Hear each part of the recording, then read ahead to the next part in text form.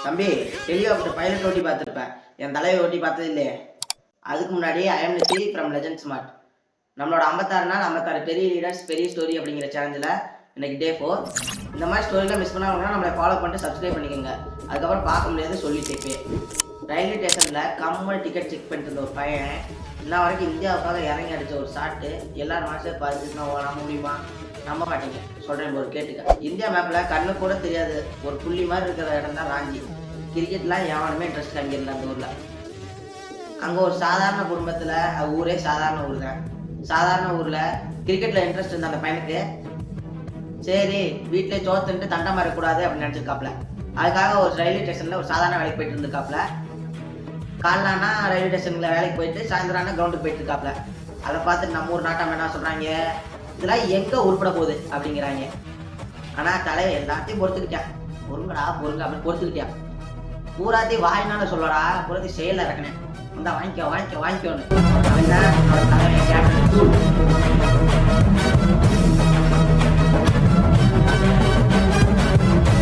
ஒரு நாள் தலைவன் உழைப்புக்கெல்லாம் வாய்ப்பு கிடைக்குது. இந்தியன் ஜெர்சி தலைவன் எல்லாம் மாட்டுது.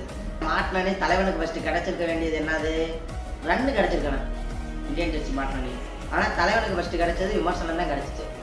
அதையும் பொறுத்துக்கிறான். ஏன்னா நம்ம தலைவன் இந்த கேப்டன் ஸ்கூல் பொறுத்துக்கிறான்னா 25 வருஷத்துக்கு அப்புறம் 2007 இந்தியாவுக்காக வேர்ல்டு கப்பை தூக்கிட்டு வந்து கொடுக்குறான். அப்போதான் எல்லாம் வாய ஆன்னு குழப்பறாங்க. அப்போதான் புரியுது எம்எஸ் தோனினா யாரு என்ன அப்படின்னு. அப்போதான் புரியுது. பண்ணனா 2011 லாஸ்ட் ஓவரில் லாஸ்ட் பால்ல தலைவர் அடிச்ச ஹெலிகாப்டர்லாம் மறந்துடுவாங்க. இந்த ஹெலிகாப்டர் மறக்கவே மாட்டாங்க. அந்த மாதிரி ஹெலிகாப்டர் அதெல்லாம் அதாவதுங்க. இதை வந்துட்டு 2010 தலைவன் போய் தென்னாப்பிரிக்காவில் ஒரு கப் எடுத்து வந்தா பாருங்க. அதை நான் சொன்னா கரெக்டா இருக்காது.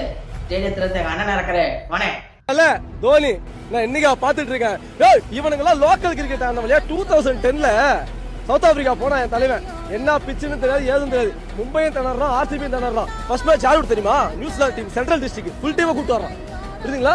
அடிக்கிறான் அங்கேயே முடிச்சுட்டு அடுத்த மேட்ச் யாரு தெரியுமா? வயாபா ஜெயவர்தனே ஸ்ரீலங்கா டீம் கூப்பிட்டு வரான். இதெல்லாம் டோர்னமெண்ட் டீம் CL T20 சில தற்கூரிக்கெல்லாம் தெரியாது.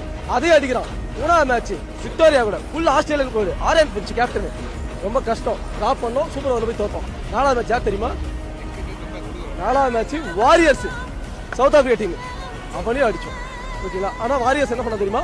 ஏமன்ல நான் தான் ஜெயிப்பிட்டு உண்மையிலே போயிட்டு டஃப்பான டீம் சவுத் ஆஸ்திரேலியா ஜெயிச்சுட்டு திரும்ப வந்து ஃபைனல் நிற்கிறாங்கல்ல.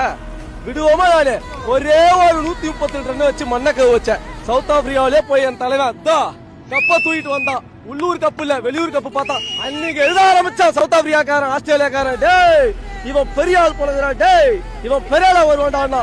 அடுத்த வருஷம் வேர்ல்டு கப்பு என்ன கப்பு பார்த்து பார்த்து பார்த்து எங்க ஃபேன்ஸுக்கு வெறுத்து போச்சு.